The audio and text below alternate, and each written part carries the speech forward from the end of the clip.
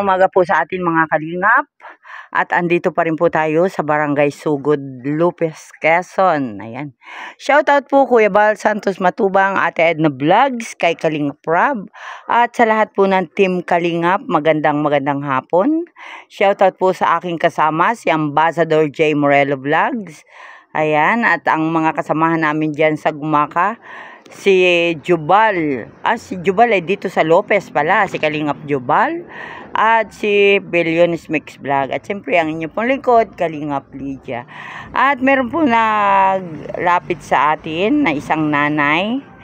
At sinabi nga po niya sa atin ang kalagayan ng kanyang kapitbahay. Ayan. Siya po ay ating kausapin. At sila naman po ay hindi pa kagaya ng iba na senior. Si ate daw po ay 51 years old. Pero mayroon siyang iniinda sa katawan. At si kuya naman ay isang construction worker. Ayan, sila po ay hindi binayayaan ng anak. Ayan.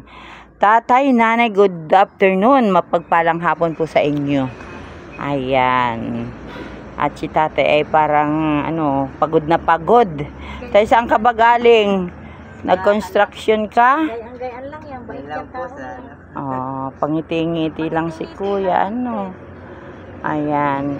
At si ate po ay merong iniinda kung bakit si ate ay para bang kung lumakad ay na-paralyze. Te? Parang Stroke, Hindi mo ate may yun? Po kasi siya ay sadyang baba na kasi yung balikat ko, yung buto niya. Na-aksidente ba kayo ate? Oo, nung nagtrabaho po ako ng dati, junk shop. Sa junk shop? Baka nabuhat ka ng mabigat? Nabagsakan lang ako nung nagkarga kami. Nagkarga kami ng mga sako-sakong lata sa truck na bumagsak sa gabi. Mula nun? Mula dun, nagkagano. Ganyan ka na. Tapos, nung naalis na po kami sa junk shop, ang hanap buhay naman namin nung asawa ko, nangangakit kami ng bundok, nangunguha ng walisi ng iro kasi dati may nakatira din dyan na yun din ang hanap buhay. Di nagsama-sama po kami. Tapos, mula nun, nag-uso baga po yung marami ng taong lumipas, nag-uso baga yung turukan. Yung COVID? Oo. Nagpaturok po ako. Tapos, parang isang linggo lang, bigla na akong nagkaganito ang lakad. Ganun po ba? Tapos mula po nung kayo ay maturukan ng vaccine? Parang hindi ko na rin alam, parang nagsamot-samot na kasi nabagsak din ako dyan sa amin, doon sa may bando. Pumutok din tong ulo ko. Tapos yun, nagkaganito na. Paralyzed ka na talaga, ate? Parang ganun na nga, pero wala pa nga kaming alam kasi hindi naman namin ito napapacheck up kasi nga kulang nga talaga kami sa baka nga ate kayo ay na mild stroke na sinasabi. Ay hindi naman po ako high blood. Lagi nung naoperahan ako nung last year lang, naoperahan, bagong opera lang din po ako. Sa po naman? Sa appendix po. Ganito na ako, tapos wala naman ding sinabi ang doktor na ganun. Kung anong sakit mo? Wala naman din siyang sinabi kasi tinitest din naman nila ako. Oo, nakita kita kasi kanina lumalakad. Akala ko paralyzed ka. Akala ko na stroke ka. Kaya nga sabi ko ay hinihiling ko nga naman talaga noon pa na sana pag nanonood baga ako ni Kuya Bal, pag yung mayroon siya. Sana ako din matulungan ako para naman kahit paano ay kaya maigi na lang ito si Nanay Glo at tinuro din pala niya ako. Sabi niya mas ikaw daw yung kawawa. Kasi yun nga, hindi ka na makatrabaho. Hindi na nga po. Dati po, nung gawa po yung kalsada dyan, nagsahod-sahod po ako. Barya-barya. Pag traffic. Oo. Pero hindi nga rin nila ako pinapayagan na maglakad-lakad kasi nga siyempre baka ako matumba pag mayroong maghagis. Pag tuwad, nahihirapan akong tumuwad. Ay kaya minsan ang Nanay Glo, binabantayan din niya ako. Mabait nga yung matanda na yan. Oo Parang nga. nanay ko na talaga yan. Siya din yung nagturo sa, yung mas kakawawa din daw nga yun si Nanay Mercy. O, si Ate Mercy din. Mm. Yan naman si Ate Mercy talaga ay wala rin ako masabi. Mabait din yung matanda na yun. Mm. Ang hanap buhay lang din nun, maglalaba. Pag mayroong magpapalaba, tapos mag-uuling. Sabi ko nga, Pag-uuling. ako naman Ate Mercy, danas ko din yan noon. Hindi Hindi pa ka ako pa na. ganito. Lalabada din ako, nag-uuling din ako kung sino yung gustong magpapauling ng mga baon, drum-drum gamit. Ikaw Nanay, hindi na nakakalaban yan. Hindi na po. Masakit. Hindi siya masakit kasi pag siya nagtikom ng gano'n din at natagalan ko na ng babad ng tubig, hindi ko na siya mauunat. Pag nag-upo naman ako ng mababang mababa, hindi na ako makakatayo. Hirapan na ako. Talagang may ano ka. Hindi ko alam kung anong sakit yun. Kaya nga, kaya nga sabi ko nga ay, nung ano pa, mga 2 years na akong nagkaganito, lumapit ako sa barangay. Humingi ako ng coupon. Di nagpapacheck up ako sa magsaysay, di pinapapasting po ako.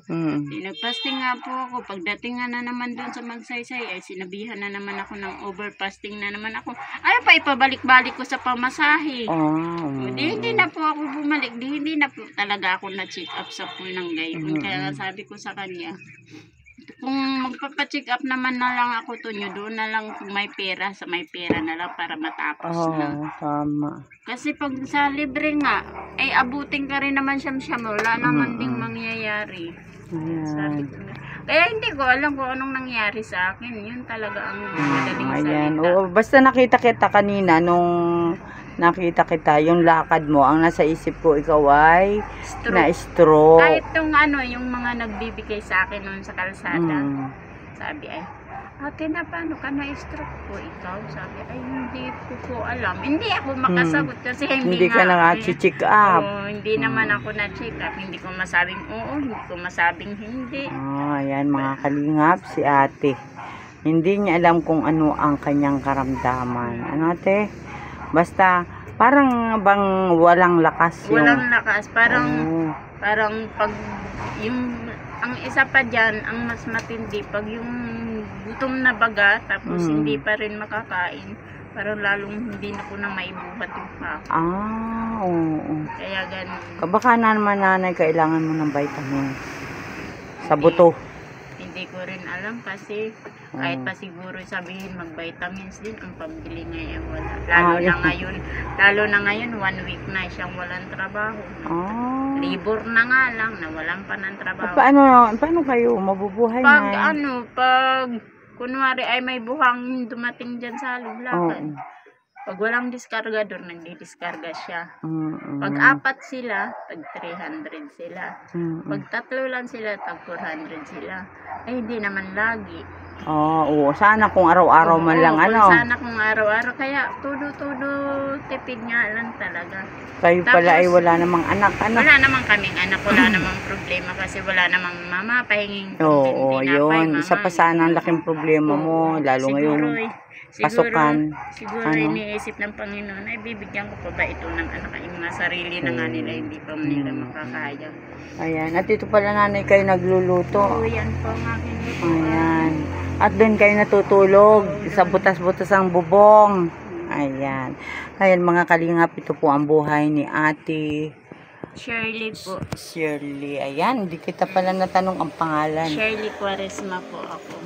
Si Ate Shirley Quaresma. Ilan taon na ka po kayo? 51 po. Nung pinag-51 ako nung March 28. Yan. Ay, si Kuya naman. Kuya, ano pong pangalan mo? Antonio po. Piñano. Piñano.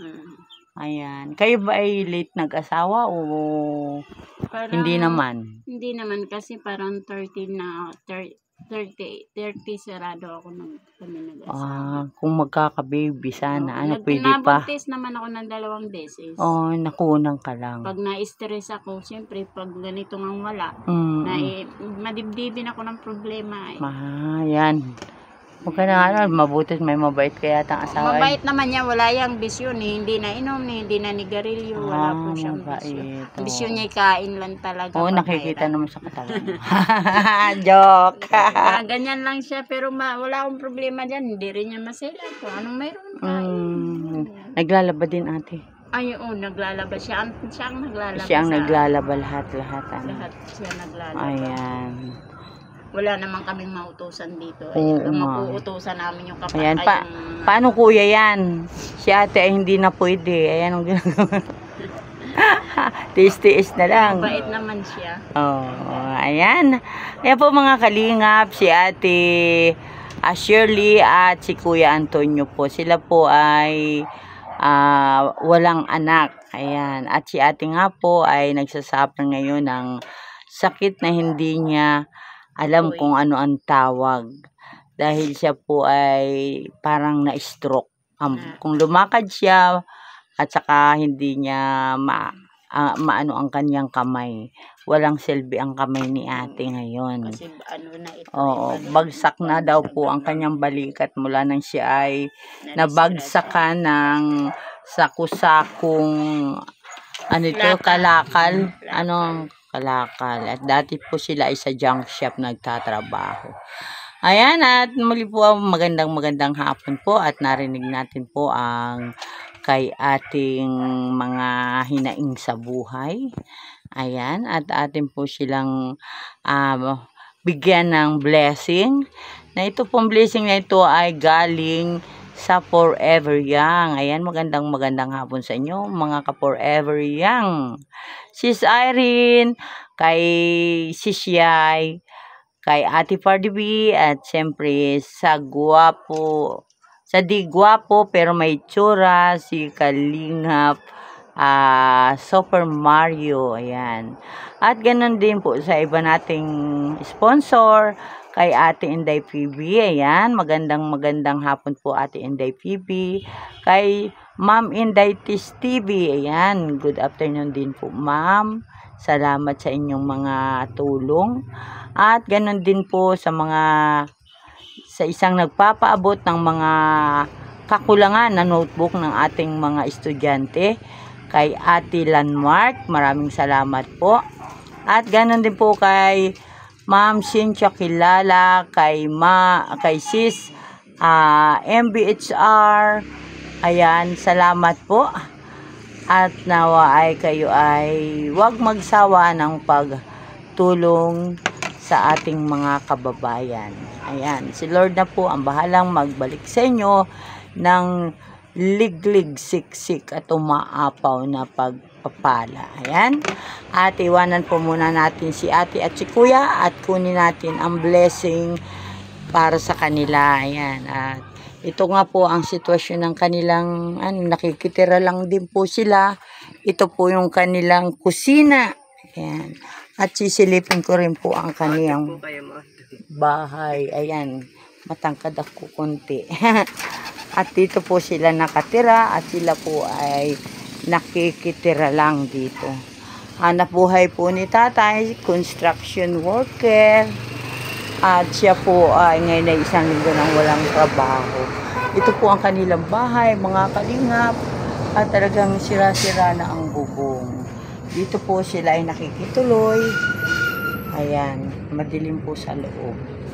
Ayan, ito pong kwarto na ito ang kanilang tinutuluyan na mag-asawa. Ayan, at muli po maraming salamat.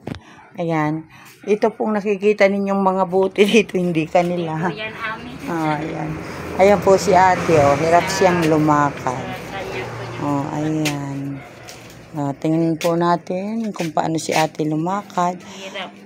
Kala ko po siya ay stroke, pero hindi po pala. Maigi nga ngayon, hindi na gaano manas ang mga pa. At namamanas din ate ang iyong paa. Kaya baga may snake plan yun ang tinatapal ko siya. Baka na ate ko ay may sa bato, hindi kaya? Ay wala naman. Hindi naman. Hindi naman ako hirap umihi. Hindi wala naman akong Ay shit, kukunin ko yung bigas at na pang ninyo, pampalipas. Madadalwa naman kayo Ayan, abot na naman po tayo ng hapon. At kasama ko po si Ambassador J. Morelo. At meron din po siyang pinuntahan. Ayan. At ito po ang ibibigay natin kay Ate Kuya. Ayan. Ito po. Yung kilong bigas. At saka po grocery. Ayan. Nakakaawa po ang sitwasyon nila. Mag-asawa lang sila. Ayan. Wala namang matatag na trabaho si Kuya. Kundi construction worker on call. Pag may magpapatrabaho, ayan, doon pa lang siya makakapag hanap buhay. At kung naman po may bakante dito, pag diskarga daw ng buhangin, siya po ay nag-e-extra dyan. Ayan. Papasok po tayo dito. At tayo ay makikidaan po. Ayan. Nabot na po tayo ng dilim na naman. Oh, dito po sila nakikipangusina. Oh. Ate, oh. Salamat po. Ayan. Marami po salamat. Ate, itong bigas na ito, maraming tubig ang gusto nito. Ay, okay. Saka, huwag mong damihan sinaing para mamayang hapon uli magsasaing ka kasi pag nabaho. Ayan, shout out. Andito po yung bigas natin, pabigas natin kay ate, nagaling sa... Maraming salamat Ayan. sa mga sponsor. Ayan, ito po bigas ni ate. O, ayan. At syempre ate, ito, may grocery. O, ayan. Salamat sa sponsor natin na walang sawa ng papaabot ng kanilang tulong. Ayan. Ito, may kape. Ayan. Meron din, ayan. Ito. Noodles. Ayan.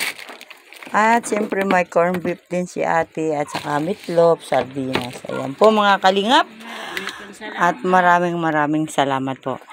Ayan, shoutout po Kuya Bal Santos Matubang, Ate Edna Vlogs, kay Kalingap Rob.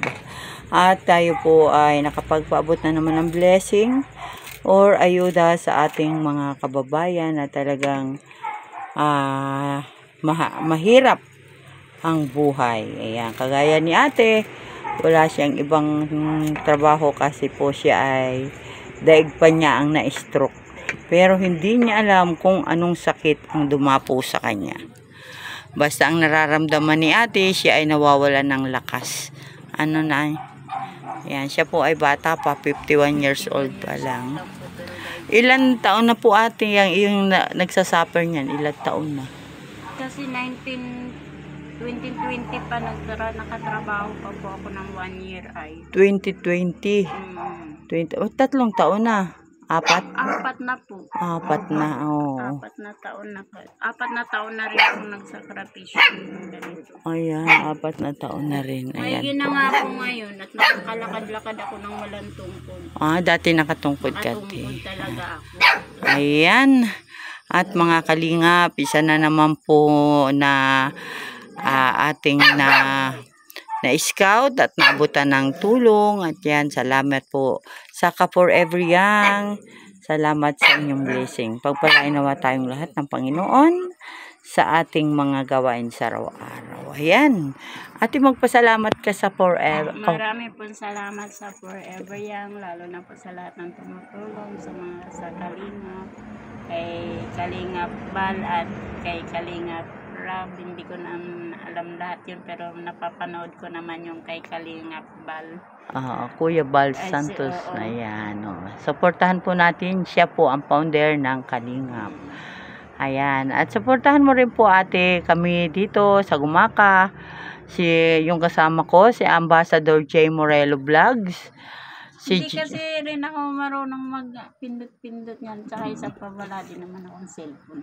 Oo. Ay, makipanood ka na lang ate sa mayroon.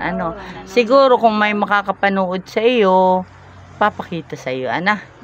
Uy, nandito kayo. Ayan. Sasabihin na, Bombi, bakit napunta ka na dyan? Oo.